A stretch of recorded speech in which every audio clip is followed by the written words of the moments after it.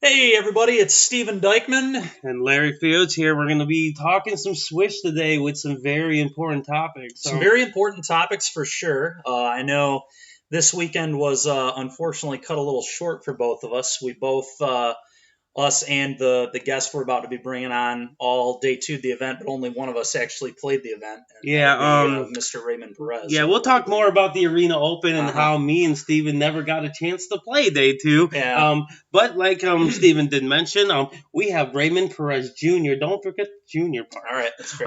Joining us here today. He's a fellow teammate, a part of Swish Gaming out of West Michigan, Yeah, Grand Rapids area mostly. The number of PT appearances in the podcast probably quintuples or whatever when he joins, so that's pretty cool. He has been on the PT. He's been the Worlds, and he's also been Rookie of the Year by default. Mhm. But he's pretty awesome.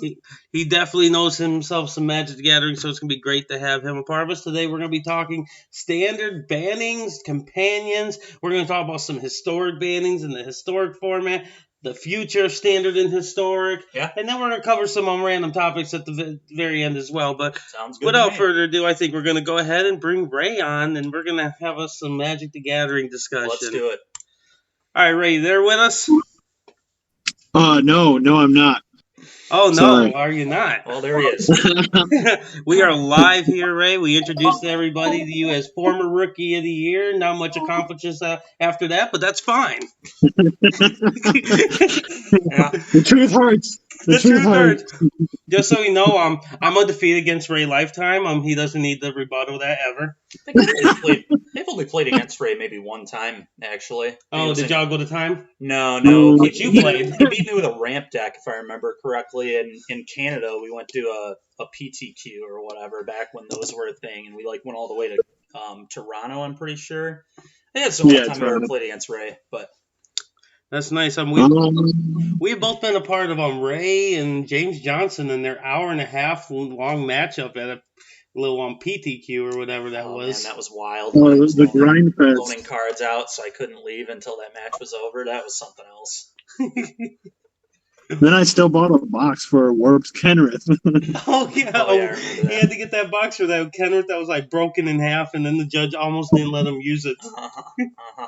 So anyway, let's kind of dive right in and yeah. So standard, it's changed a lot. Let's kind of hop in and start talking about these bannings. Yeah. So Ray, any thoughts on what was your thoughts before we had the bans? Was there any predictions that you wanted to have taken away? Yeah, my prediction was just that they were going to ban all the companions. Okay, just all the companions, nothing else. I mean, you could potentially ban Agent because Agent is starting to become, well, obviously.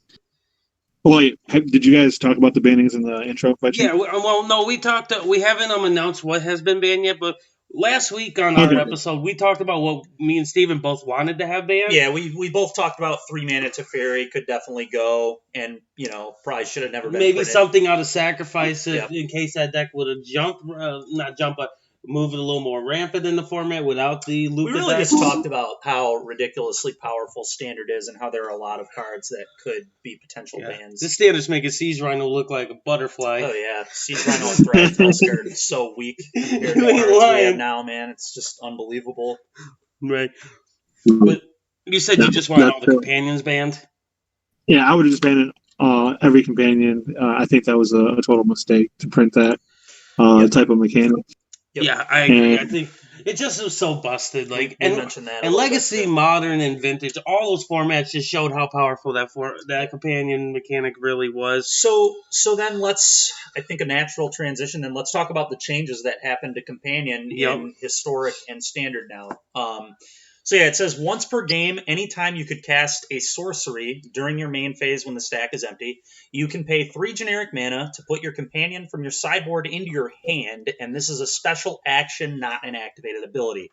So, Ray, what do you think of that change personally? So, personally, I think that was an awesome change. I think that's a much better attempted fix. We'll see if it actually ends up being a real fix for all the companions. But I think that was a better way that they went versus just axing all of the companions. Yep. I personally was also a pretty big fan of it. Larry and I talked last week on the podcast about how I don't think Wizards like tries enough new things. They seem to get caught in patterns and don't like try things. And I think this is like a good attempt for them, just like trying something new. Like they've never really changed, tried fixing a mechanic before. They usually just axe it or axe specific cards, but here they're just taking a mechanic and saying, well, maybe it will be more balanced if we do this. Yeah, I'm a big fan of this. I think cards like Loris and Yorion could still be fine. Ray mentioned this earlier in a private chat that we have with among some other buddies of ours that I think it was you, Ray, that said that they would be fine, but the cards like a Bosch and them will probably be the ones that hurt the most out of this. Yeah. It was strictly based on the way that like a Yorion deck is typically slow in nature anyway. So like, finding a turn where you have 5 mana, you spend 3 mana to put Yorion in your hand, and then spend 2 mana on like a Blue Omen or something like that. It's pretty easy to find those type of sequences. Where like Obosh, having Obosh on turn 5 was like very, I think, detrimental to that strategy from closing out the game. Yep. And they're just typically red decks, and red decks don't want to spend a turn sorcery speed spending 3 of their mana to go towards a card they're not casting. Especially the red Abosh decks are like very specifically curve oriented decks. Too, like Ray was mentioning. They're all playing Banner just to hit a Bosch on 4. So when you take away the ability to a Bosch on 4, it definitely changes the dynamic of how that works. And I think Luris will be hurt pretty badly from this too. I think it'll still be playable for sure, but I think it definitely gets weaker. Another thing that people don't realize is Luris as a card, for example, is going to be really good at main deck still. So not banning it in general, I like that idea. Like they could have banned it all as a companion mechanic, but I like the idea of still having them in the card pool because playing Loris out of sacrifice in the main board could be an option. Oh yeah, for sure. Agreed. Yeah, overall, like I think the Wizards actually they do a lot of bad, but we don't give them credit when they do something good. And I do actually think this is a good move. It's a good, I mean, it's a start for sure. If there are more things they need to address later, they can do it later. But for now, we're going to see at least a somewhat fresh standard format in regards to what we've seen in the past month, which has just been all Luca all the time. Yes. Much, so. Oh yeah, standard hasn't been great. And since we're mentioning standard, let's talk about those bans. Get ready to get some wild cards on Arena, guys, because we have Agent of Treachery and Fires of Invention both got axed today. Yep. I'm not shocked. I was hoping that they would. What was that? I was hoping that they would. All right, I was going to say I hope that they banned all the companions because I was most forward looking towards getting 40 wild cards. That's fair. That would have been actually awesome. So the Agent of Treachery Fires ban is definitely good. We talked about last week. We mentioned both those cards and how they're both absurd and how they've really warped standard and what's been happening. We mentioned some other cards. We talked about 3 Minutes of Fairy, and that's arguably as a card still just a mistake. But whatever, if they want to keep that, they want to keep that. But overall, I think this is definitely a start in the right direction. It pretty much just eliminates the Luca deck. That deck's going to just need to do something else now.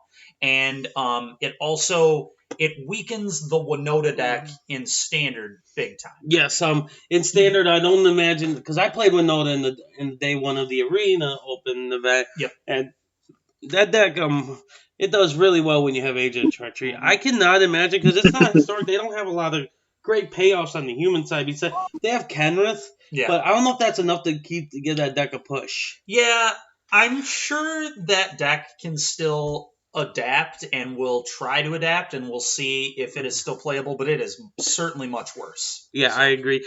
What's your take on the standard banning, Ray? I love them. I think Agent was a terrible, terrible card, not that skill intensive. Easily abusable just by the nature of what WotC's doing. And Fires, I have been on and off with Fires. Like I've played multiple different Fires decks, and that card is very absurd. So I'm glad that they are taking a proactive approach on it. The only thing I'm not, I would not want to ban 3 Mana Teferi under the simple fact that it's almost rotating out. So, and we mentioned that the shelf life bit too, I think. Yep. Yeah, like the shelf life is like 3 months away. The aggressive decks also play really well versus Teferi. It does mitigate the counter spells, which is kind of interesting because you want to play Teferi in a counter spell heavy deck, but then you also don't want to play against Teferi with counter spell heavy deck. Yep. So I think it's an interesting dynamic that's always been presented. But I do think overall that card should not have been printed. But I think that if they ban it, they should ban it in like older formats, not standard, because it's almost gone. So. Yep. Yep. I can agree with that, and I think if they're just gonna ban Teferi, they should just like take this time. Let's ban War of the Spark. You know, that's nothing good for us. You know. Yeah, we talked about that last week too. Yeah. Static abilities on walkers was just an error, and that's fine. Like you're gonna make mistakes when you design new stuff sometimes, but yeah, that definitely was not good, and I really hope that they do not print more planeswalkers with static abilities. I've definitely had enough of that already. So yeah, I hope so. But on the plus side, we do have a whole core set that's going to be Teferi themed. So maybe we get like more static ability Teferi. Yo, what if they just reprint 3 mana Teferi and they're like, he's back? Yeah, you get him for another 2 years. Well, no, only a year. Core sets are only 1 year, so we can handle 1 more year of Teferi, right? Oh man. I love Teferi, so that's fair. He's a little biased. He's kind of like you and Thraven Inspector. Yeah, no, I mean Thraven Inspector wasn't bannable though. I ban it just for you. But yeah, one of I my think favorite things to do with Teferi highly from these bans. Yeah, I agree. Now going forward in standard, like we can take a look at the format, what we think is going to be. I know my instinct is I'm going to go right back to the sacrifice archetypes. Yeah. Like whether it being Jund, I don't even know if we need the green anymore. Green like trail was really good to fight the Luca decks. They just outvalue them. I think there are definitely some very obvious beneficiaries of this. I think one of them is Teamer Clover is going to be still a pretty good deck. That's a deck that already didn't need a companion, was already still seeing some level of success in a really busted format, and I think that deck will definitely get a little better now. That's a deck that I would think about picking up and playing. Another one is just like classic mono red. Like people have kind of forgot about just throwing Embercleave on Annex and just killing people, and that's still good. I forgot all about that. Exactly. Yeah, you're not wrong. And I feel like now that Abash is, like we talked about, much worse, I think it's probably just better to be traditional mono red again. Right. I agree. What's your take on it, Ray? What are you looking towards? If you're going to play a standard tournament like an LCQ or so, what would you be looking towards playing first? Blue-white 80-card Yorion, no lie. Yep. That was another one that I was thinking was still very good, too. So talk to us a little bit about why you think it's still good, Ray. So, like, the fact that control decks always had this really, really tension, or like a tension point on deck building where you would have to basically continually change your numbers, like how many Birth of Meletis do I play this week? Do I play Brazen Borrowers?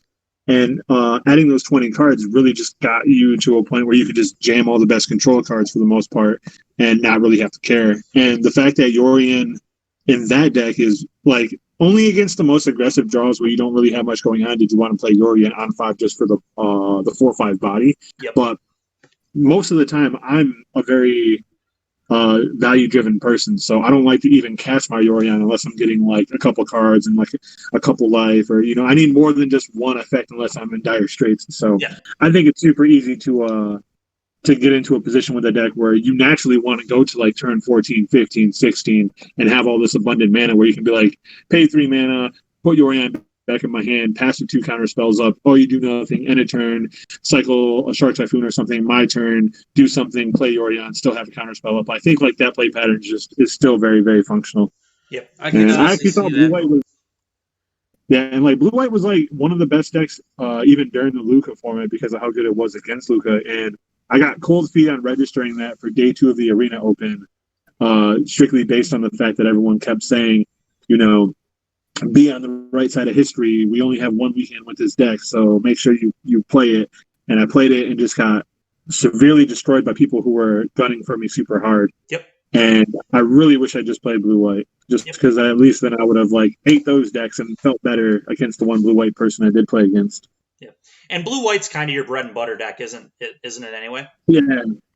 I've loved passive control decks my whole life. Tap out control decks are pretty cool. That's why like Jeskai Luca was a tap out control deck, but I didn't like it because of how the play patterns were for the mirror match. Yeah. But like true control like packs have like 8 counter spells, all these flash threats. That I've always been in love with that. I like having options. I think that is the most skillful thing in the mirror match too. If we both have 8 mana and 7 cards, like do you cast one spell and use a castle? Do you cycle your Typhoon for 5? Do you like do this? Do you do that? Like you can do 4 different things every end of the turn. Do you counter my spell? Do you not? Like I love those dynamics. So yeah, I feel comfortable there.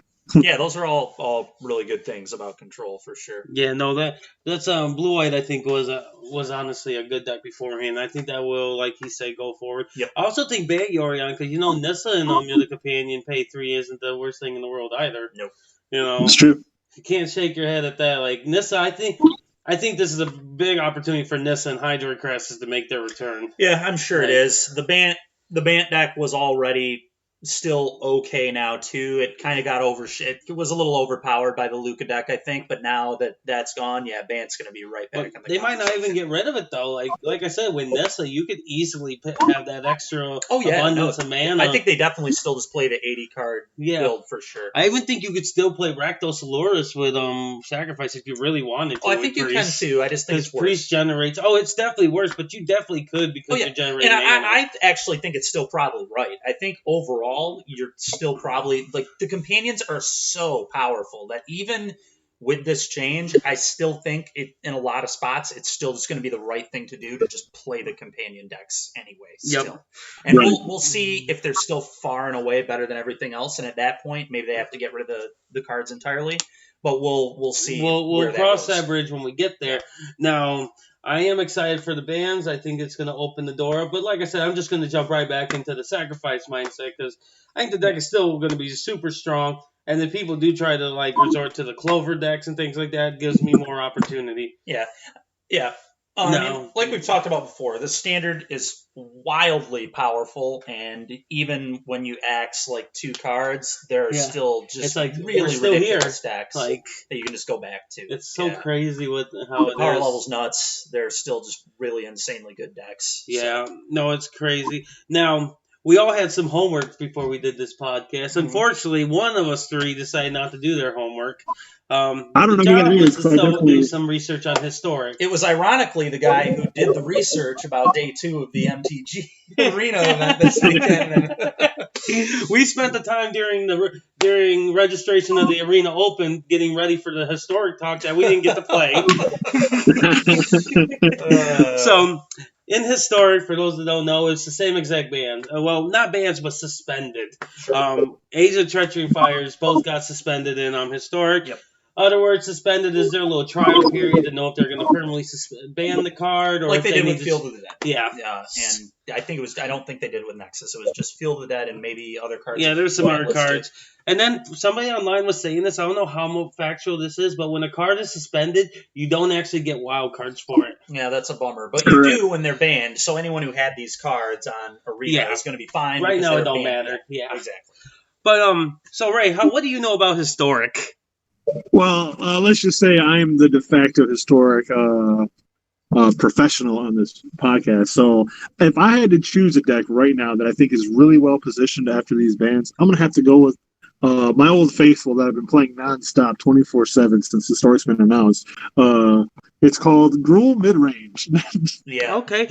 Just so you know, in that Jeff Hoogland historic tournament where most of the historic competitive tournaments have been, Gruul only had 1 in the top 16. Where majority, as we went over last week, Winota controlled the format. And surprisingly, Winota doesn't even usually play agents. It's Naya built.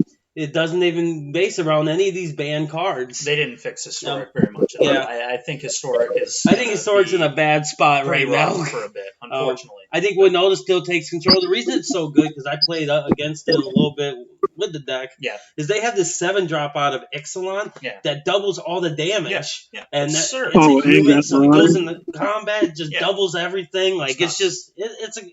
Enters tapping attacking, so it's aiding you. Just, casually 8 damage. It's just wild, the power level. Yeah. Really upsetting that they didn't just get rid of Winota too, probably, honestly. At least in historic. Yeah, and it really restricts the type of stuff you can print which is always kind of an issue when you leave cards around. And I feel like Winota could definitely be an offender again in Standard, but we'll see what happens. Yeah. Maybe not now, but later. I do think it's a problem in Historic. I do think that this card is going to be warped for a long time. I think, honestly, if you're going to play a deck, like, you might want to play Control when mainboard sell the records right now. Yeah, or like main deck Red Cat Melees. I've heard somebody say that. Like, you have to play something that can answer Winota, because if not, you are going to get crushed. Yeah, you're going to lose. What's your thoughts, Ray? I think everything you said is factual and exactly what I would like to echo. Yeah. For those that don't know, Ray is the one of the three of us that decided not to do any research. I don't know what you're talking about. I went to mtggoldfish.com and looked, and Gruul Midrange Right now. is the best deck. So I'm currently looking at 3.26% of the metagame. Yeah, for those who don't watch the Historic format very much, Gruul was definitely the best deck, I think, before the latest set came out. But I think now the Winota deck has certainly taken over that. Yeah, format. it's been taking over slowly. It's making fielded dead decks look like a joke. It's doing so a lot. fast. There is some Winota decks who are playing one of Age of Treachery, so they're not going to be hurt over it. A majority is Naya based, because they sit there. They have all these elf effects and stuff. They got the elves. They got all this small mana creatures that you just swing with them, because you got the 8 Llanowars, 8 Gilded Goose, not 8 but 4 and 4. And you just swing with these 0-2s or 1-1s, and then like boom, I guess I have Kenrith. Boom, I don't even know they don't usually play high numbers in Kenrith usually, but they play like I said, the 7 mana double all my damage. Yeah, they play 4 of like that one's nuts. Other ones, I forget the other names of the creatures in the deck. I was too busy every time when they played against me getting stomped to the ground, because I was playing pull Gruul. up the list right now. Yeah, I was actually playing Gruul. Yeah, and that deck made Gruul look like a joke. Like, I was looking my 1/1s and the spell breakers. I was doing all that. You're playing this like fair mid-range aggro deck, and they're playing this totally busted mid-range combo deck, and you're just getting wrecked. Yeah. I had Vivian. I played a Bosch. I ticked the Vivian down before playing a Bosch. Put Gruul Spellbreaker in. Dealt damage. I died the next turn. Like, made no sense. I was like, this is not how it was meant to be. Yeah. Here's a question. I was question. doing the busted stuff, and they were like, we don't need companions to whip your tail. Yeah. Like. Yeah, so needless to say, I definitely don't think the bans did quite enough in Historic, but time will tell on that. Yeah.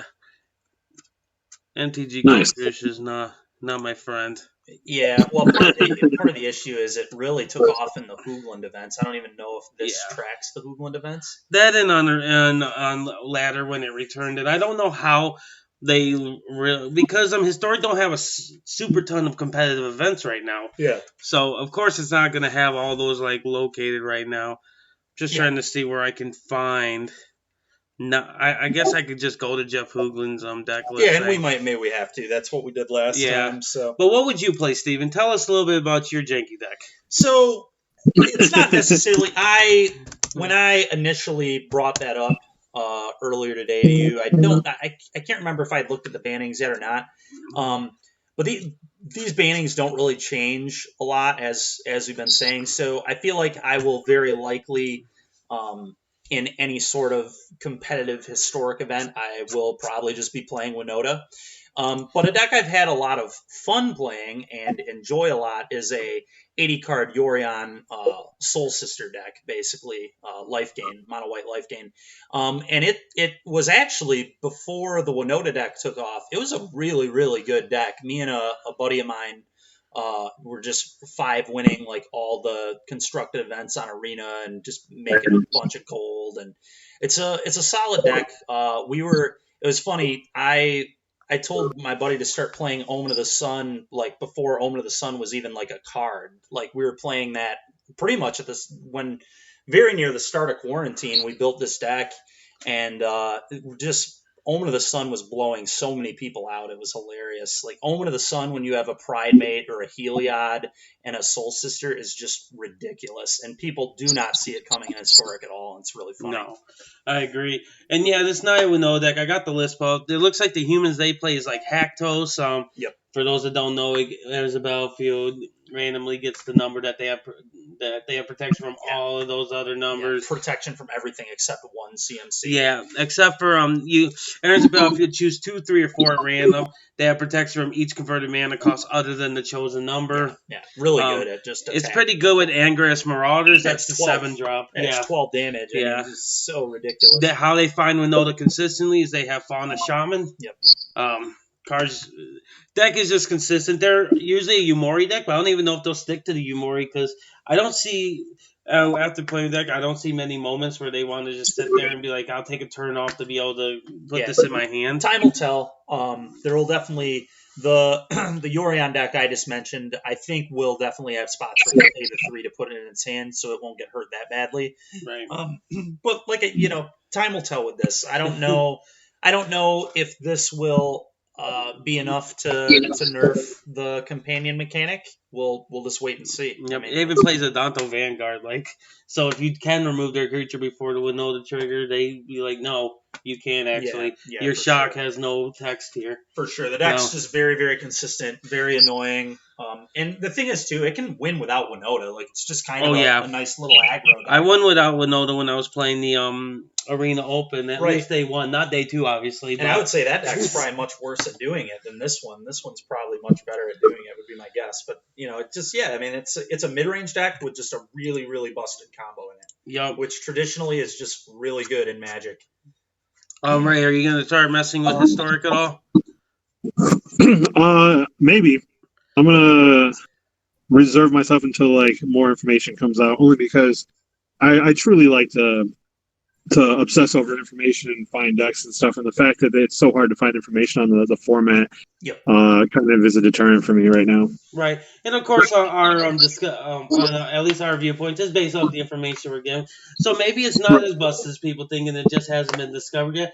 I'm always open to be wrong, and hopefully I am wrong. I would love for it to be wrong, and that everybody's just forcing themselves to play this and not actually expanding their horizon. Yep. Because I've seen that happen plenty of times. Remember, Luca wasn't a deck till the end, and somebody finally got it figured out. So remember, everybody thought Sacrifice was going to be the top dog during week 1 of the standard format. The 4-color Winota deck too came out of nowhere as well. That was the best of 1 deck. I wasn't super shocked because I would imagine that was a good deck in the best of 1 format. Possibly. But let's dig deep into the Arena Open though. That was an interesting event that Wizards held over the weekend. Ray, how did it go for you? Did you get that first try? I definitely got there on the first try, and by got there, I mean I had to reload another bullet, and then I went 1-3 in my second bullet, so then I kept going, and on the exact 5th try, I went 7-1 with Marty Human. Oh, and it was after reading. Okay, at least it didn't cost you much money to play all those events. How did it go for you? Only 140 maybe.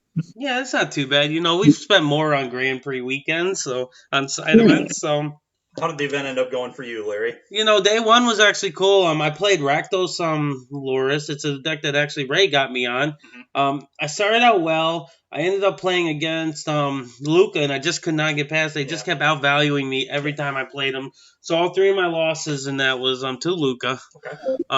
I beat the Mirror once in that sequence. I beat Winota during it. The deck felt good, it just didn't feel good against Luca, and I felt like that was not a good way you want to be. Mm-hmm. I went on Twitter after I took a breather between it, saw everybody talk about the Winota deck, so I found a list, loaded it up on Arena. And I easily went and got 7 wins with it. That deck in best of 1 format felt super busted. Yep. And I was fortunate. I just played it day 1 once and then 7-2'd with the Rakdos deck that Ray gave us. Self-brag. Yeah, well, I only played Luca once. I also lost to Luca, and then I lost to Mono Red. I had some real nice draws. My 7th win opponent played really, really badly and also didn't catch that Dreadhorde Butcher had Death Touch, and he was a Groldak and got stuck on 2 lands, and then tried to Domri's Ambush his 4/4 Robber of the Rich on my 2/2 Dreadhorde Butcher, which is what had happened on the turn prior, before I called the Death Dweller to get it back. And he did it again, and then this time I killed this guy, and he was literally just like hovering. I see him hovering over my graveyard, like, what the heck just happened? And I'm just behind my computer, like, buddy, that is I knew such I was going to get you. That's such an that interaction I used to miss at the very beginning. Yeah, remember when we played a mirror? I killed your 6/6. Yeah, because we played the mirror in the Lotus Box event week 1, and I didn't catch it because the Call of Death Dwellers is a brand new card. And then that interaction of when it dying and the way it deals damage. It's kind of like when you would get Death Touch the Chain Whirler, and it would wipe your opponent's board. Exactly. Very powerful effect to give things Death Touch that can deal damage. That effect doesn't happen a lot. Yep, for sure. It's rare, right? Like, what's the one-man Basilisk Collar or whatever on Walking Ballista, and E-Tron is sometimes a thing, and Basilisk Collar on things in the past, like Inferno Titan. I think people did that in that format. They put a collar on Titan, and then whenever they attack, they could just kill 3 creatures or whatever. Yeah, It was insane how that was done. Yep. And I thought it was a fun event for day 1. Now day 2. How did day 2 go for you, Ray? Hold on. Before we talk about day 2, do you guys want to talk about maybe the dynamic of playing at different times throughout the day? Oh, I love that dynamic. Yeah, but that's a good call. Let's talk about that. Yeah. So I really liked the day 1 format. Was kind of cool. It was fun. I was telling Larry it was really cool to just like wake up at 1:30, hop on my laptop, play a tournament for an hour and a half, and just be done. And it was like a really pretty wild experience that's so different than most Magic different than getting up at 8 in the morning, shower. Everybody in the hotel room showering, trying to get all done and grab breakfast before we have to be to the convention center. Instead, I got to play in my boxers and play some Magic the Gathering. How could you not like that? How'd you like it, Ray? What was your thoughts on the day 1 event and how the structure was? I liked it. Yeah, I woke up pretty late. I had to go to work, and then I actually played the majority of my matches in between like jobs at work or on my break. And it was actually interesting though from like a metagame standpoint. Because I was like, maybe 4 or 5 hours past everyone else when they had started. And so I was thinking like the same decks that people were having success with were already getting metagamed against by the time I was playing. And I think that's why like it might have taken me, maybe if I would have played early in the day, maybe I could have got there on like the first or second try. But a lot of the strategies I was trying were just getting super trumped, it felt like. And that's why it wasn't until I read a tweet from Matt Sperling, who he also won on this or 5th time with the Mardu Human Knights Vampire thingy deck that Paul Rizzo made, and I just snap copied it, got the same record 7-1 on the 5th try, and I think that maybe that deck was just the best deck to play a best of 1 at that like specific time frame because it was probably like a 2-hour window that we both went 7-1 with it. Yep. And that was towards the end of it. So it was just interesting to think about. Like maybe going forward, if you play later in the day, maybe you should metagame more towards like the slower decks or the anti-decks rather. But if you play early in the day, it's really interesting you bring that up actually, because when I got my 7 wins with Rakdos was probably about 2 hours or so after you played with Rakdos. And I bet it may have been a better time for me to have success with Rakdos because I actually felt like Rakdos against the Winota deck was pretty good. And the Winota, because I think I played against the Winota deck 2 or 3 times and I beat it every time. And I only played the Luca deck once, but that was likely because people were getting scared off of Luca because they kept losing to these other decks. At that point I played against those other decks and was beating those other decks. So maybe it was actually an advantage. That is a good point. And yeah, like Ray was saying, like the different times of day that the meta does what's changing. Because people are doing what you got, they're looking on Twitter, they're looking at what people are playing. Right. And everyone does that once they lose for sure. If they want to play again, they're like, okay, what's going on? Right. So yeah, that makes a lot of sense. The only thing that would be cool is if it wasn't a best of 1 format. I get why they did, but I'm personally always going to be my preferences lean towards best of 3 formats because those are that's just what I know I've always played. So of course my comfort zone is going to be best of 3. So I would have preferred best of 3 on both days. right. But I thought it was cool. We finished in my second event lasted a little over an hour for all 7 matches, which it was 8 matches because I won X1, but still, even my first one, and I played a ton of Magic, and I played 8 games in that one because I went 5-3 in that one, and I still played it was only a little over an hour for 8 things of Magic. That was insane. Yep. Pretty cool. I do hope they do more of these, but now we can talk about day 2. Yeah. The elusive day 2. Yeah, day 2 was definitely best of 3. And Ray did mention at the beginning of the cast, I believe, that you played best Luka. of 3, and Ray was clearly the best of us 3 because he looked at the details for the event, which we did not. So. I'm still arguing with Ray and another teammate Dewey on this. That I looked on that page at 5 a.m. before I went to bed. I didn't see anything on there. Well, I'm going to be honest. I didn't look at the page at all and just assumed that it would be start whenever you want again. Yeah, because it made sense to me.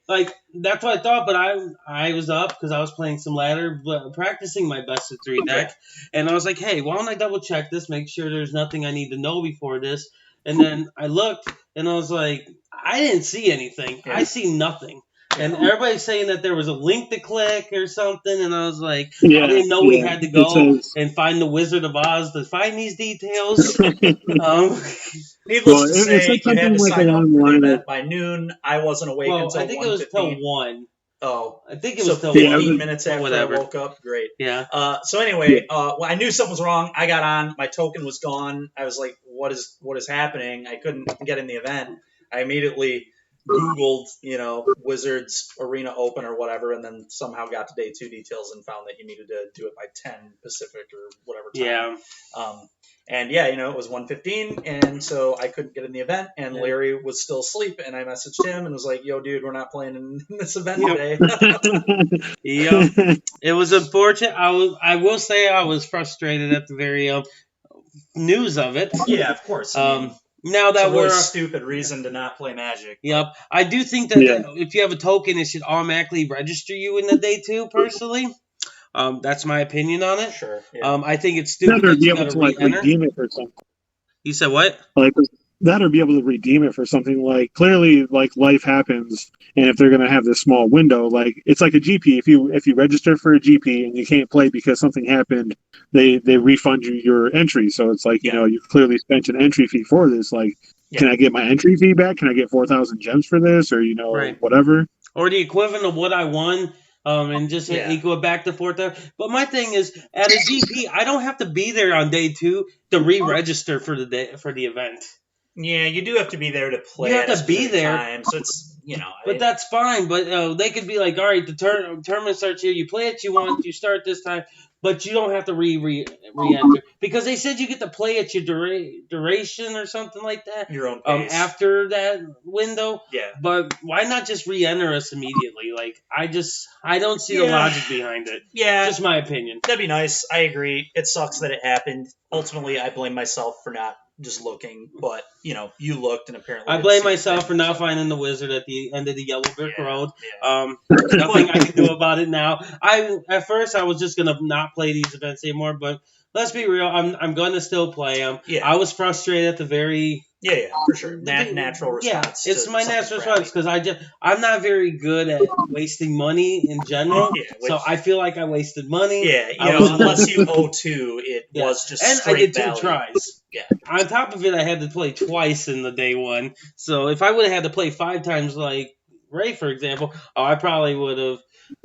I would have been on Twitter. Because Ray, you probably put in nearly $100 if you didn't already have the gems. But even if you had the gems, it's $100 worth of gems to do 5. So it's frustrating.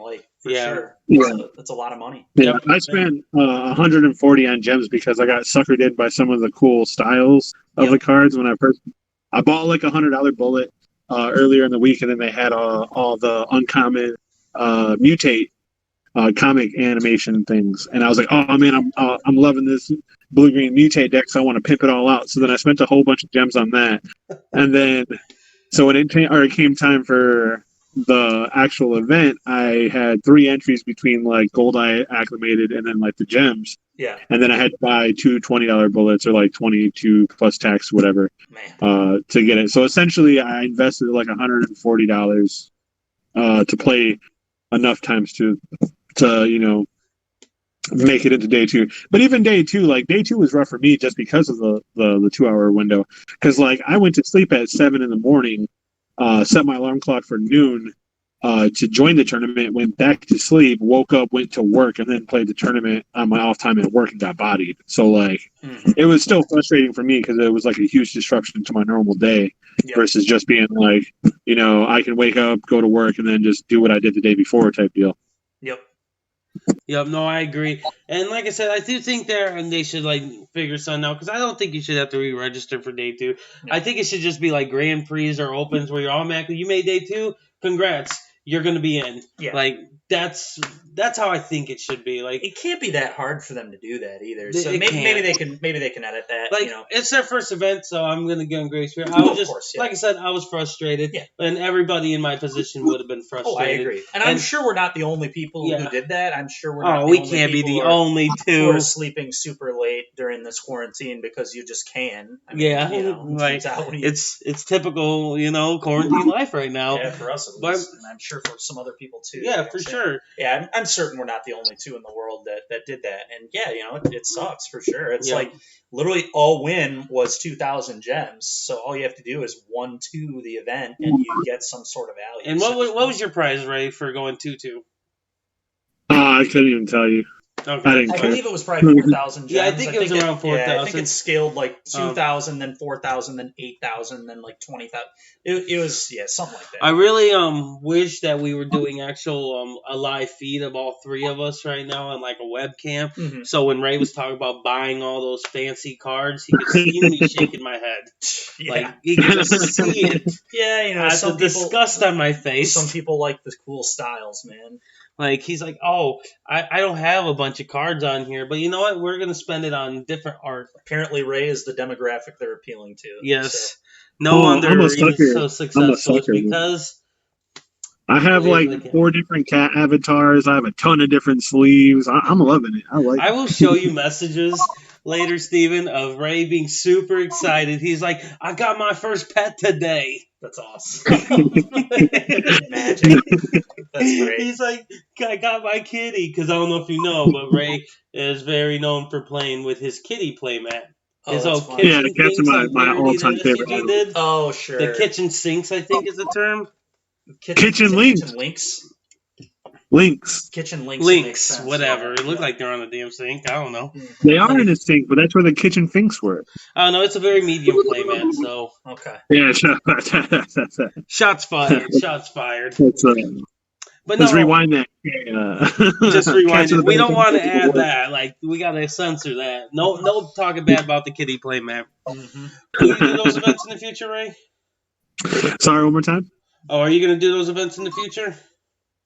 Yeah, I'm gonna do it just because it's convenient, and like I pretty much came to terms with that. I spend a lot of money to make my arena account what it is, so I'm kind of enfranchised now. I probably won't like grind ladder and stuff, and if I like miss a set or take some time off, then maybe I'll quit again. But if they do anything within the next few months, I'm definitely going to take part.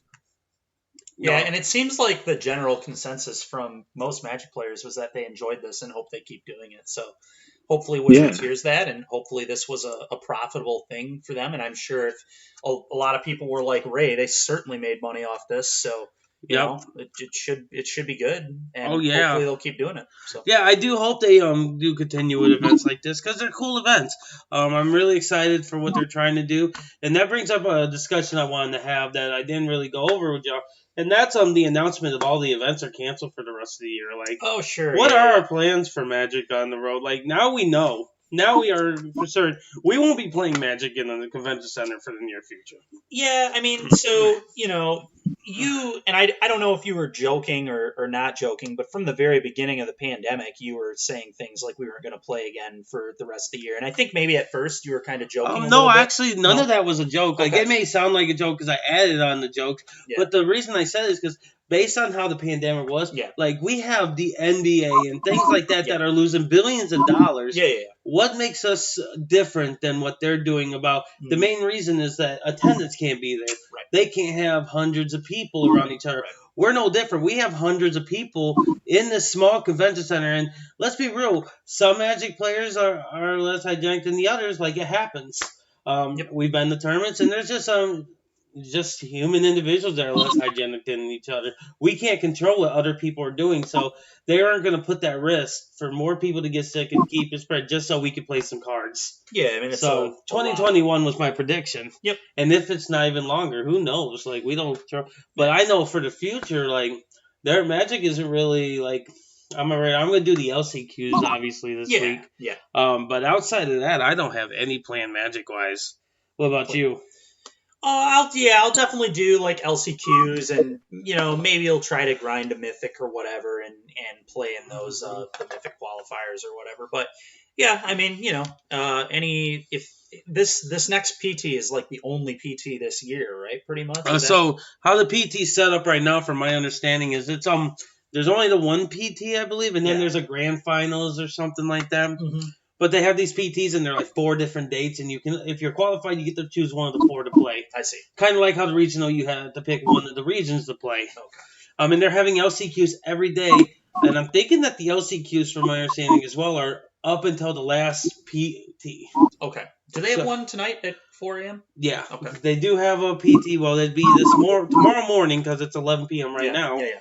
But Ray, what is your plans? Well, like, do you have any mindset regarding competitive Magic going forward? So I think that's a kind of a loaded question, only because everyone's so different in where they are in the game. Basically, I don't want to speak for anyone else, but like me, where I'm at with Magic, I've already had, my fair share of success and years of playing competitively. And I think that I've came to a crux where most Magic players will be able to relate. You have to choose, like, furthering real life or furthering your choices in Magic, because a lot of them both take a lot of time, especially the way that I do. I dedicate, like, my heart and soul to whatever I do. Yeah. So I was kind of already making my way, kind of transitioning to take a step back from competitive Magic ever since the MPL was introduced, because it just didn't make sense anymore for how I was personally able to. And then this all happened, and it became basically a seamless transition. Like, I love Magic. I'm always going to play it. But, like, even if we got to have paper tournaments, I wasn't probably going to be attending just because of what I'm trying to get going in my personal life. Sure, man. Yeah, totally respectable for sure. But for all those people out there that want to play competitive Magic and have that dream and have that drive, I will fully support it, because I did the same thing. I sacrificed so much of my life for years to ensure that I was able to go to tournaments every weekend, chase my dream, because that was my dream, and I executed it. But it's like, once you taste it, then you get to make your own decision from there. And once WotC did what they did, it didn't make sense for me to play it in the same way. But like the new generation, the new flag bearers, if it lines up with how they envision their life and what they want to do, then that's, more power to them. Yeah, for sure. Yep, and that's what I've always said is great about Magic is there's so many different ways that you can do it. Whether you just want to sit at home on, like, I know we've lost, like, we used to have a regular Wednesday night player at our local shop, and once Arena kicked off out of its closed beta, we didn't see him again. Like, some people like online Magic at the convenience of their house, and I don't think paper Magic's dead, in my personal opinion. I know a lot of people instantly resort to that. No, definitely. But the quarantine just put everything on hold. I think the first few tournaments coming back, and maybe it'll be like the third one once everybody is for certain, I'd say, is going to be some good attendance numbers, because I think people are going to be craving that travel, that interaction with their friends that they only see at Magic tournaments. There's a lot of people that I don't honestly know their names by first name basis. They're genuinely friends of ours that we will not have seen in person in like a year. And that's pretty crazy. But, like, for example, we've gone on tournaments with Zach Allen, for example, and I probably won't see that man until 2021. Exactly. Yeah. So, Yeah, no, I mean that's I personally I haven't minded online Magic too much. I'll still definitely be playing until the year's up or whatever. But I will the way the formats and stuff have been, I've been grinding a little less. I've just been wanting to do some other things, so I kind of understand what Ray's talking about a little bit too. But yeah, no, I mean I'll keep playing the competitive events and trying to make some money and just it's cool. You got the Lotus Box event coming up for the Invitational, so that should be fun. That's pretty exciting for sure. I'm more geared towards I'm starting because I have almost everything that I need on Arena outside of historic cards. Like now, if I open Ikoria packs, all I get is gems because I have everything. Exactly, yeah. I don't know if you're like that, Ray. Yeah, no, I'm missing 12 mythics, maybe 10, and I have 4 of everything. So yeah, I'm the same. It's crazy how quick we can do that, especially because I know you were and I was as well when the Ikoria first came out and human drafting became a thing. I was all in. Oh yeah. I couldn't stop. I was a fiend. Like I had to go through a 12-step program. Yeah, it's so awesome that they brought that to Arena. I love it. I wish they would have had that when I was doing PT testing. It would have been so much cooler.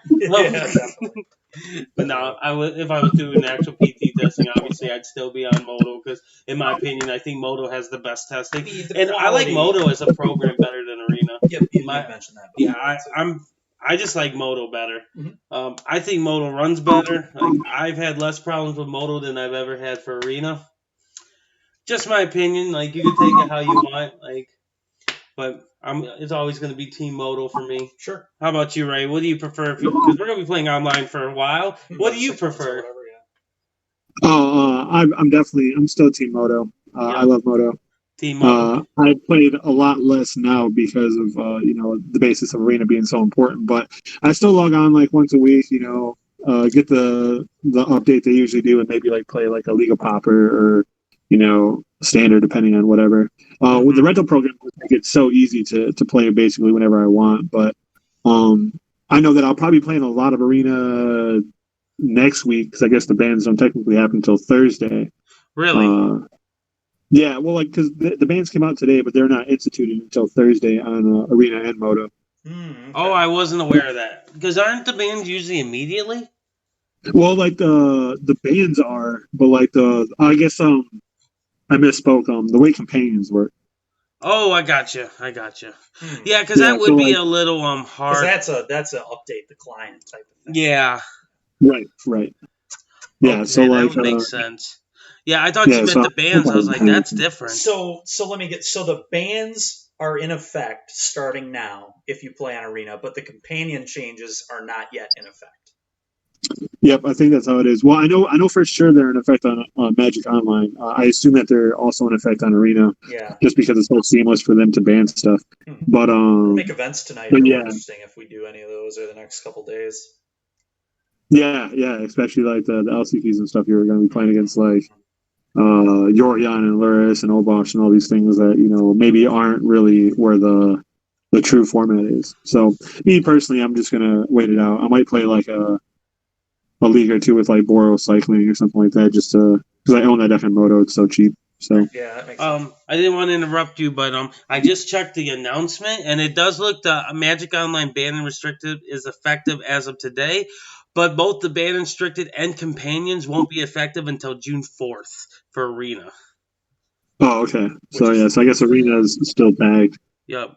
It's funny that this is like the first announcement that they've ever said tabletop is effective here today. Usually they wait till that Friday afterwards, but I guess there's no paper, so they're like, willy-nilly. It changes how they do things for sure. Yeah, that's cool. But no, because you brought up that point, I just wanted to double check so we're giving the correct information though. Yeah, that's interesting that it's going to be Thursday, so we're going to have some more LCQs with Luca. Yep. Well, all right, guys. Leave it up. I don't know if I want to play any of those LCQs, but that's possible. I kind of want to. I think they're only $10. I don't think they're the worst thing. Because worst case scenario, top 16, you get a month of CFB Pro. I personally been a fan because you get access to their tournaments they do monthly. I'm going to go try and fight me some Reed Duke next month for my buddy Mo. That's sweet. We have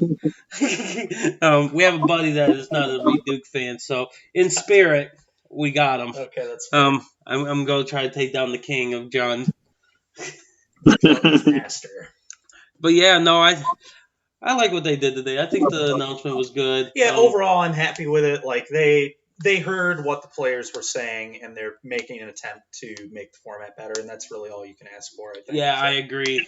I just think that like you said, I think they did a good job. I know next week we're gonna take an episode just to talk about like competitive grinding and the travel and all the aspects that come with it. Because I know I've actually seen a lot of people asking about like the competitive side, like how the travel is, what do you do to make it so it doesn't cost as much money? That'd be a cool thing to really dig in. Because I know you said what? Oh, I'm sorry. I thought you said something, right? My apologies. No, I'm chilling. You're good. No okay. worries. Yeah. Are you gonna? Do you miss the competitive grind at all? Do you miss going hotel to hotel and traveling the world, or at least the country? I should say. Yeah, no, I miss it. I miss it like no other. With so like because of the whole quarantine thing. For people that don't know, I work at a hospital, so I've been going into work like normal every day. That I'm scheduled, working 80 hours, so on and so forth. But like my true release was always the weekend when I would travel for tournaments and go do this, that, and the other. And it's just I don't have that anymore right now. So thankfully I get to interact with people every day still, and I'm not like quarantined without a social outlet. But it's not the same as like, oh man, this weekend I get to go eat like good food in Ohio, or like go get some drinks in Indiana. Yeah, there was all these like cool things, and like a lot of my friends, like you guys, and like basically everyone, because all my friends are Magic related. I don't even get to really see them now. Yeah, right. So, yeah, Magic the gathering part is like overlooked too much. Like we'd have some good time. Like I said, the last big tournament with a good group of people, like at least like people I'm close with, not saying like the ones I see very sparingly, was actually for the PT when me, Ray, and another good buddy of ours all went. We had probably one of the best times.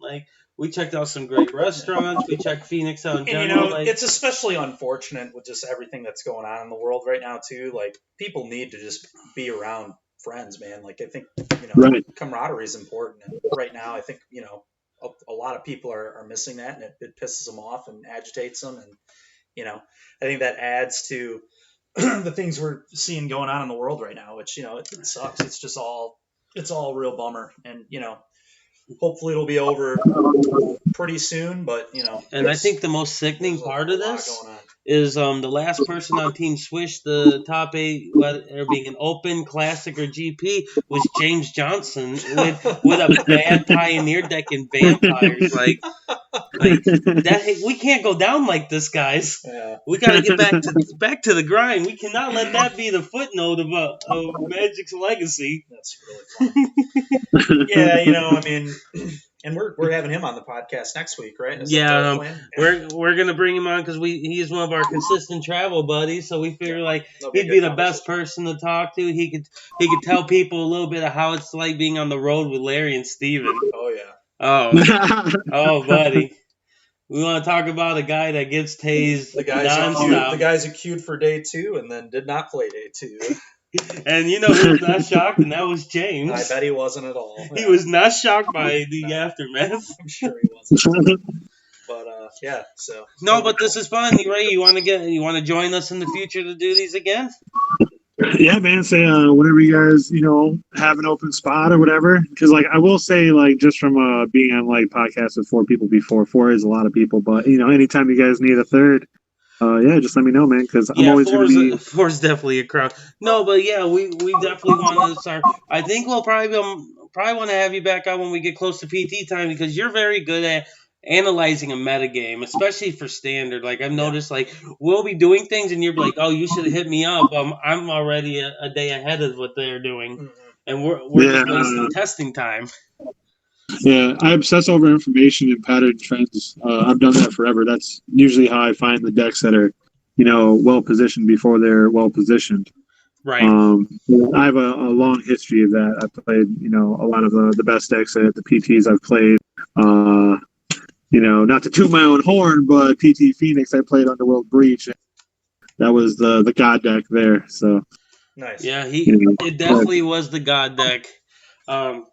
That was also not to toot my own horn, but I too old Patrick Chapin in Unlimited, the True Man's format. Just saying. That's funny. I wish y'all could see me pop my collar, but my shirt don't even have a collar. But it's fine. No, if it was there, it'd be popping. Yeah, if I had this imaginary collar on screen, y'all would see it popped. Let's say, yeah, we'll definitely want to bring on around the PT. We could talk the standard metagame and what we think that people should be playing and all that good stuff. And we got plenty of them. The PTs coming up. There's some Mythic Invitations. Hopefully, Ray has a little bit more knowledge of Historic by then. Yeah, maybe. Is there like any high profile? Yeah. Maybe we'll have to write an article just so he'll read it. Maybe. Can I get an audible version so I can listen to it while I work? Audio version. That's funny. We'll let Steven read an article and then we'll send it over to you and be like, here you go, Ray. Well, yeah, but anyway, thanks for being on with us this week, Ray. It was cool having you, man, and it's nice to get your insight on stuff. So yeah, no, for sure. I appreciate it, guys. Yeah, not a problem. Until next time, Ray, we'll catch you later. We'll let you get back to work. All right, sounds good. I mean, I'm not at work right now if anyone's listening. All right, fair. Oh, yeah, that's fair. Well, all right, man. We'll see you later, dude. We'll catch you. Later. And, so that was Ray Perez. Ray Perez Jr. He does not like when people leave the junior out. Oh, really? Yeah, okay. He's very particular about that. But nonetheless, it was great to have him on. He is such a good insight to have, like, talk over metagames, talk over Magic in general. He was on the PT grind for so long. Oh, yeah, great player. And, he's somebody that I worked with for a minute. Like, I probably wouldn't have got to the PT myself without players like him. Yeah. We have another buddy of mine named Tom. He never was on the PT because he quit like little schoolgirl. But Ray is definitely a player that I remember he top aided my the first 5K I ever top aided when I was like 17 or 18, and I definitely looked up to Ray. He was a good someone to kind of look up to, and just someone I respect a lot and think is a very good player and does things the right way. And I really, he has a great work ethic, and I really appreciate that about him. And I think more people should do try to progress like Ray has over the years.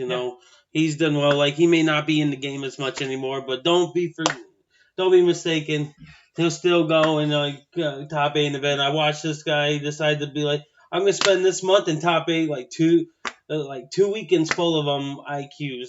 Just he's also very quiet about it too. He doesn't boast or except to us. Like us close people. Like fair. He's never boasted to me. Yeah, you're not really close. He doesn't really like you. But no, he good guy. We're all on Swish Gaming. Like I said, it's outside West Michigan.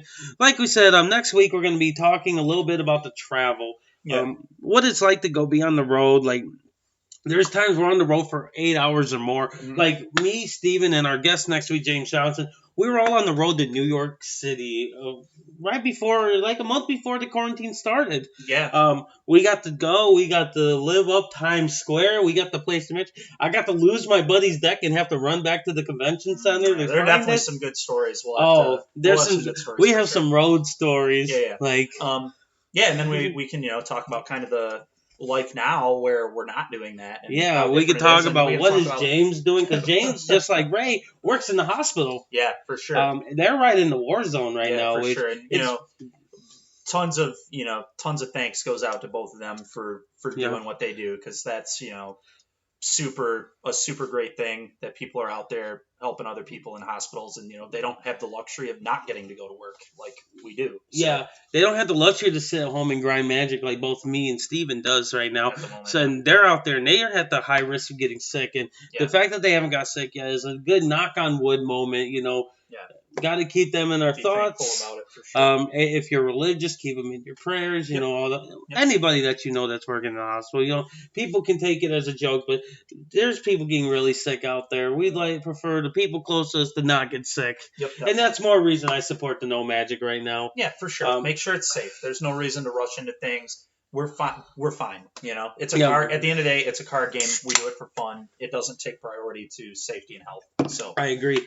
Get us back to doing it when it's safe, and Yep. we're all going to be fine. We can play online until then, and it's all going to be okay. We're all going to get through it, and yeah, I think we're all excited for Paper Magic to come back, but we can wait. Yep, we'll get. But like I said, in the meantime, we will tell you guys some stories of the road. Yep. We'll tell you how it is, how we are able to financially be able to attend events. Because I was attending events every week for like 2 years. Wow. So besides like pre-release and weekends, we didn't have events, but it was very minimal. Mm-hmm. So it'd be cool to talk about that, what it was like to get those little 3-week spans of not having a tournament, what I did to like recover mentally, because the mental aspect of Magic is huge. Yeah. And I'd like to do an actual episode with Dewey on the podcast where we're going to be talking about mental Magic. Cool. Because Magic, we've had a lot of deaths in the last few years with people taking their own lives because of the mental state regarding either Magic or personal life. And sometimes Magic can affect your personal life mentally. Oh, absolutely. So, that'll be a really good one. And that's going to be in 2 weeks. We're going to be working on. We're going to be doing a mental Magic, which I know a lot of people are going to want to listen to. But we're going to go ahead and wrap this one up. And go ahead and hit that subscribe button below with the bell to make sure you get alerts when we have more Magic videos. We do a lot of coverage, like playing different decks, user submitted and tier decks, along with these podcasts that we're posting here on YouTube for the time being. Up until we will be getting these podcasts up on like Spotify and different sources for your local podcast. But right now, we're just going to have them here on YouTube for your convenience. But until next time, my name's Larry. This is Steven along with me. We want everybody to stay safe out there. We will see you next week. Talk to you next week.